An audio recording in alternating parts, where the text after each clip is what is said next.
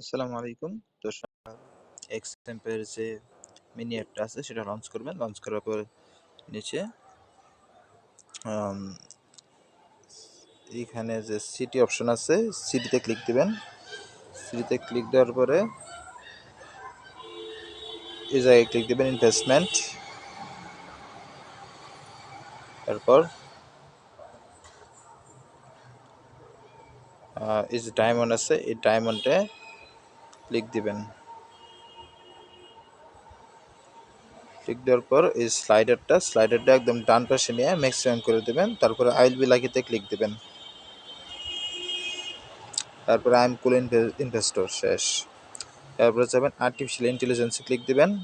তারপর একদম ফুল দিবেন। তারপরে আই উইল বি লাকিতে ক্লিক দিবেন। ডান।